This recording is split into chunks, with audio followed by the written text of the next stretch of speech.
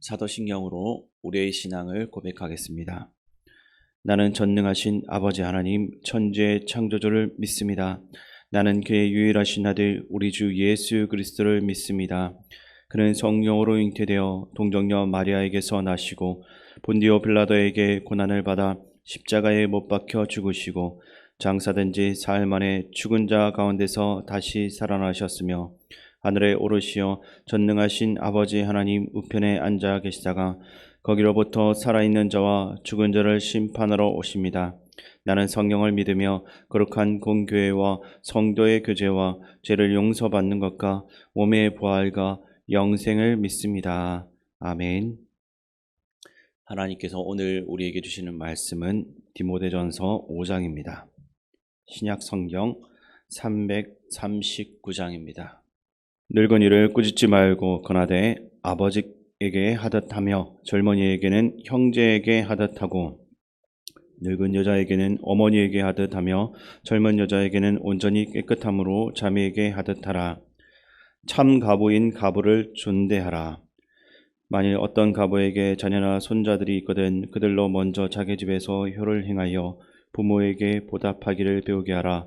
이것이 하나님 앞에 받으실 만한 것이니라. 참 가부로서 외로운 자는 하나님께 소망을 두어 주야로 항상 간구와 기도를 하거니와 향락을 좋아하는 자는 살았으나 죽었느니라. 내가 또한 이것을 명하여 그들로 책망받을 것이 없게 하라. 누구든지 자기 친족 특히 자기 가족을 돌보지 아니하면 믿음을 배반한 자여 불신자보다 더 악한 자니라. 가부로 명부에 올릴 자는 나이가 60이 덜 되지 아니하고 한 남편의 아내였던 자로서 선한 행실에 중구가 있어 혹은 자녀를 양육하며 혹은 나그네를 대접하며 혹은 성도들의 발을 씻으며 혹은 한난당한 자들을 구제하며 혹은 모든 선한 일을 행한 자라야 할 것이요. 젊은 가부는 올리지 말지니 이는 정욕으로 그리스도를 배반할 때 시집가고자 함이니 처음 믿음을 저버렸으므로 정죄를 받느니라. 또 그들은 게으름을 익혀 집집으로 돌아다니고 게으를 뿐 아니라 쓸데없는 말을 하며 일을 만들며 마땅히 아니할 말을 하나니 그러므로 젊은이는 시집가서 아이를 낳고 집을 다스리고 대적에게 비방할 기회를 조금도 주지 말기를 원하노라. 이미 사탄에게 돌아간 자들도 있도다.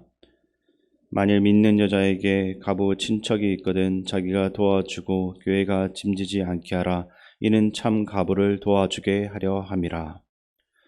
잘 다스리는 장로들은 배나 존경할 자로 알되 말씀과 가르침에 수고하는 이들에게는 더욱 그리할 것이니라. 성경에 일렀으되 곡식을 밟아 떠는 소의 입에 망을 씌우지 말라 하였고 또 일꾼이 그 싹을 받는 것은 마땅하다 하였느니라. 장로에 대한 고발은 두세 증인이 없으면 받지 말 것이요. 범죄한 자들을 모든 사람 앞에서 꾸짖어 나머지 사람들로 두려워하게 하라. 하나님과 그리스도 예수와 택하심을 받은 천사들 앞에서 내가 엄히 명하노니 너는 편견이 없이 이것들을 지켜 아무 일도 불공평하게 하지 말며 아무에게나 경솔히 안수하지 말고 다른 사람의 죄에 간섭하지 말며 내 자신을 지켜 정결하게 하라. 이제부터는 물만 마시지 말고 내 위장과 자주 나는 병을 위하여는 포도주를 조금씩 쓰라. 어떤 사람들의 죄는 밝히 드러나 먼저 심판에 나가고 어떤 사람들의 죄는 그 뒤를 따르나니 이와 같이 선행도 밝히 드러나고 그렇지 아니한 것도 숨길 수 없느니라. 아멘. 세상에는 여러 공동체가 있습니다. 그중 동호회 같은 경우에는 공통의 관심사를 가진 사람들이 모여서 서로를 알아가고 친목을 도모하는 모임입니다.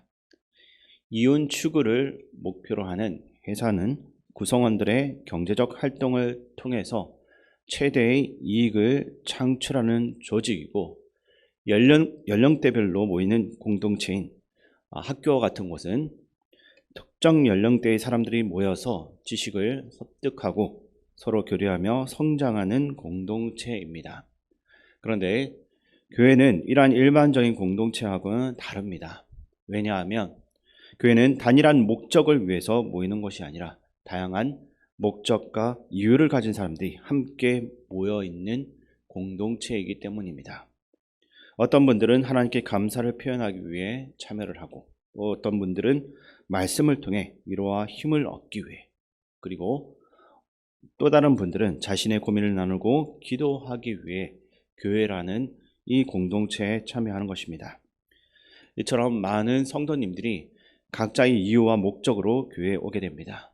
그리고 교회의 구성원들은 남녀노소, 갓난 아기부터 노년에 이르기까지 다양한 연령대로 구성되어져 있습니다. 뿐만 아니라 조금만 더 생각해 보면 교회는 그 안에 여러 종류의 사람들이 모여 있다는 것을 우리는 금방 알 수 있습니다. 세상의 공동체가 친목과 같은 목적과 혹은 경제적인 이익이라는 목적으로 사람들을 하나로 묶어준다라고 한다면, 교회는 이렇게 다양한 사람들을 어떻게 하나로 묶어줄 수가 있습니까? 그것은 바로 예수 그리스도의 사랑입니다. 교회는 사람들 각자의 이익을 위한 목적이 아닌 예수님의 사랑이 있기 때문에 하나로 묶여질 수가 있는 것입니다. 더불어 많은 사람들이 이 사랑을 통해서 교회의 구성원들이 예수님의 제자라는 것도 알 수 있게 되는 것입니다. 바울은 예수님의 사랑 안에서 디모데를 비롯한 모든 예배소 교인들이 다른 사람을 자신처럼 서로 하나의 가족처럼 생각하고 섬길 것을 권면하고 있습니다. 바울이 말하는 이 사랑은 감성적인 그러한 감정이 아니라 예수님 안에서 서로를 책임지고 돌보는 사랑입니다. 오늘 본문 1절과 2절 말씀 함께 읽도록 하겠습니다. 늙은이를 꾸짖지 말고 권하되 아버지에게 하듯하며 젊은이에게는 형제에게 하듯하고 늙은 여자에게는 어머니에게 하듯하며 젊은 여자에게는 온전히 깨끗함으로 자매에게 하듯하라. 아멘. 예배소 교회의 사람들 중에 거짓 교사들의 가르침을 따르는 사람들로 인해서 그 교회 안에 관계가 엉망이 되어가고 있었습니다. 서로를 존중하고 존대하는 그러한 모습이 사랑을 진 것입니다. 이러한 상황 속에서 바울은 디모데에게 교회 공동체가 서로를 돌보고 또 책임져야 할 가족처럼 양육할 것을 권면하고 있습니다. 서로를 존중하지 않고 또 나이를 불문하고 서로의 잘못만을 정죄하려고만 하는 이러한 모습도 문제였지만, 바울은 오늘 5장에서 가부들에 대한 이야기에 많은 비중을 두고 있습니다. 홀로 된 자매들, 가부들을 홀대하지 말고 그들이 사회적으로나 경제적으로 비천해지지 않도록 도우라는 것을 권면하고 있는 것입니다. 디모데전서 5장 3절에서 참 가부인 가부를 존대하라라고 했습니다. 당시 가부들의 삶은 지금보다도 더 비참했습니다. 그들의 남편이 없을 뿐만 아니라 아무도 자신을 돌봐줄 사람이 없었습니다. 그래서 이들은 오직 하나님에게만 소망을 두며 밤낮 기도하는 사람들이었습니다. 그리고 이 가부들의 기도는 개인의 문제보다는 다른 사람들을 위한 기도였을 가능성이 크다고 볼 수 있습니다. 가부들은 자신 스스로를 돌봐야 하기도 했지만 나그네를 대접하고 다른 성도를 섬기고 무엇보다 구제하는 일에 동참하며 앞서 갔습니다. 한마디로 이 당시에 교회 안에 가부들의 삶은 아무도 자신들을 돌봐주지 않았지만 다른 사람들을 돌보며 타인을 위해서 기도하는 것이었습니다. 또한 교회는 이러한 가부들을 보살펴 준 것으로 보여집니다. 하지만 예배소 교회 안에 가부로서의 조건과 그 마땅한 본분을 지키지 않으면서 교회의 돌봄만 받는 이러한 사람들로 인해서 정작 도움이 필요한 참 가부들이 제외되었다라는 문제가 있었습니다. 바울은 예배소 교회가 자기 스스로도 돌보지 못하면서 다른 이들을 섬기며 타인을 위해 기도하는 이러한 가부들을 돌보기를 원했고, 그들을 지원하는 부분에서 잘못된 것들이 있다라고 한다면 바로 잡기를 원했습니다. 디모데전서 5장 1절에서 16절은 교회 공동체의 구성원들의 이야기를 담고 있습니다. 바울은 잘못된 가르침 때문에 어려움이 있는 예배소 교회이지만 교회 공동체가 자신들의 어려움을 바라보며 서로를 보살피고 또 책임지면서 예수님의 사랑 안에서 영적인 가족 공동체가 되기를 원했습니다. 교회 공동체는 개개인의 각자 모습과 환경이 다를 수 있습니다. 살아온 배경이 다르고 또 받은 훈련도 다를 수 있고 그들의 가치관과 세계관 모든 것이 같은 사람은 없습니다. 하지만 많은 사람들이 교회에 있는 이유는 우리 모두를 사랑하신 예수님의 사랑과 은혜 때문인 것입니다. 개개인이 자신의 환경과 배경에만 집중한다라고 한다면 서로를 존중할 수가 없습니다. 그러나 예수님의 사랑과 은혜에만 초점을 맞추면서 우리 모두가 예수님의 사랑을 받은 자라는 것, 이것을 인식한다면 서로가 온전한 하나됨을 이룰 수가 있는 것입니다. 예수님의 사랑은 우리들의 가치관과 시선을 변화시킬 정도로 뜨겁고 강렬하기 때문입니다. 이어서 바울은 디모데에게 예배소 교회의 목회자로서 마땅히 할 일을 권면합니다. 21절과 22절 말씀 제가 읽어드리겠습니다. 하나님과 그리스도 예수와 택하심을 받은 천사들 앞에서 내가 엄히 명하노니 너는 편견이 없이 이것들을 지켜 아무 일도 불공평하게 하지 말며 아무에게나 경솔히 안수하지 말고 다른 사람의 죄에 간섭하지 말며 내 자신을 지켜 정결하게 하라. 아멘. 바울이 디모데에게 말하는 이 목회자의 일은 편견이 없이 불공평하게 하지 않고 경솔히 안수하지 않으며 다른 사람의 죄에 간섭하지 말라는 것입니다. 22절에 다른 사람의 죄에 간섭하지 말라라고 바울이 이야기한 이 부분은 마치 죄를 짓는 사람들을 완전히 신경 쓰지 말거나 그들의 일에 아무런 반응을 하지 말라는 것처럼 보여지기도 합니다. 그러나 바울은 지금 22절 말씀을 통해서 디모데가 죄 짓는 사람들을 가만히 내버려 두면서 자신만 정결하게 하라라는 그러한 의미로서 이 본문을 적지는 않았을 것입니다.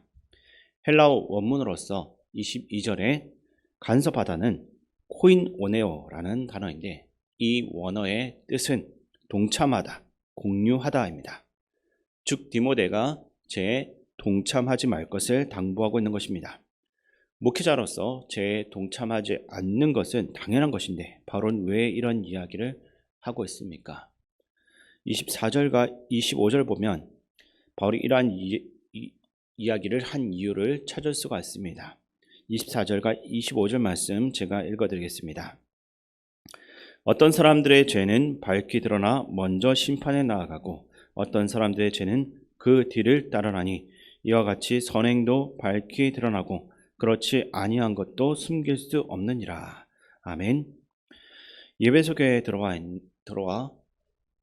있는 그 거짓 교사들의 가르침을 따르는 사람들, 또 참 가부가 아니면서 교회의 돌봄만은 추구하는 사람들의 모습만을 집중하다 보면 그런 사람들을 정죄할 수밖에 없습니다.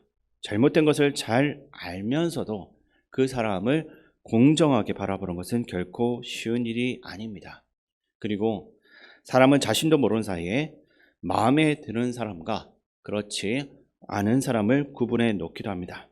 모든 사람들을 공정하게 바라보는 일은 우리의 생각처럼 쉽지 않은 것입니다. 이 부분이 굉장히 어려운 일일 줄 알지만 바울은 디모데가 다른 사람들의 몇 가지 모습만을 보고 쉽게 편견을 가지거나 속단하기보다 공정하게 생각하고 바라보는 일과 예배소 교회를 공정하게 대하는 일에 열심을 다하기를 원했던 것입니다. 23절 말씀도 마찬가지입니다. 바울은 23절에서 디모데에게 포도주에 대한 권면을 이야기했습니다. 디모데가 가지고 있는 병이 정확히 어떤 병인지는 모르겠지만 건강을 위해서 포도주를 조금씩 마시라고 이야기합니다. 건강이 안 좋아지면 사람은 정신력도 약해지기 마련입니다. 바울은 디모데가 자신의 건강을 잘 챙겨서 그의 판단이 흐려지는 일이 없도록 방지하기를 원했습니다. 왜냐하면 바울은 디모데를 너무나 사랑해서 마치 자신의 아들처럼 생각을 했기 때문입니다. 그러한 사랑으로 바울은 오늘 디모데가 한 교회의 좋은 목회자로 자라나기를 소망하고 권면하고 있는 것입니다. 바울의 그 권면은 디모데를 향한 사랑이 있었기 때문에 가능한 것이었습니다. 이러한 사랑으로 교회 안에서 서로를 돌봐주고 서로를 권면하는 가운데 우리 모두가 예수 그리스도 안에서 함께 성장해 나가는 그러한 은혜가 가득하기를 주님의 이름으로 축원드립니다. 존귀하신 아버지 하나님, 우리를 불러주셔서 주님의 교회를 섬기는 귀한 자리에 각각 서게 하여 주심을 감사드립니다. 우리 모두가 맡겨주신 그 귀한 자리에 합당한 삶을 살아가도록 인도하시고 늘 자신을 돌아보며 정결하고 거룩한 사명자로 살아가게 하여 주시옵소서. 또한 너무 다른 배경을 가진 사람들의 모습도 우리가 쉽게 판단하지 않게 하여 주시고 나 자신을 먼저 돌아보게 하여 주시옵소서. 우리 주님 예수 그리스도의 이름으로 기도드립니다. 아멘. 주기도문으로 예배를 마치겠습니다. 하늘에 계신 우리 아버지, 아버지의 이름을 거룩하게 하시며 아버지의 나라가 오게 하시며 아버지의 뜻이 하늘에서와 같이 땅에서도 이루어지게 하소서. 오늘 우리에게 일용할 양식을 주시고 우리가 우리에게 잘못한 사람을 용서하여 준 것 같이 우리 죄를 용서하여 주시고 우리를 시험에 빠지지 않게 하시고 악에서 구하소서. 나라와 권능과 영광이 영원히 아버지의 것입니다. 아멘. 이 시간 말씀을 가지고 기도할 때 나와 다른 사람도 예수님의 사랑으로 바라볼 수 있도록 기도하시고 보이는 것만으로 쉽게 사람을 판단하지 않고 겸손하게 나 자신을 돌아보는 삶이 되도록 기도하시기 바랍니다. 그리고 나라와 민족, 이 땅의 지도자들을 위해서 기도하시고 교회의 어르신들과 하나들, 그리고 공무주인 청년들과 다음 세대를 위해서도 기도해 주시고 3월 31일 새생명 축제와 마지막으로 세계 평화와 세계 각지에서 복음 전하기 위해 수고하는 선교사님들과 담임 목사님 위해 기도해 주시기 바랍니다.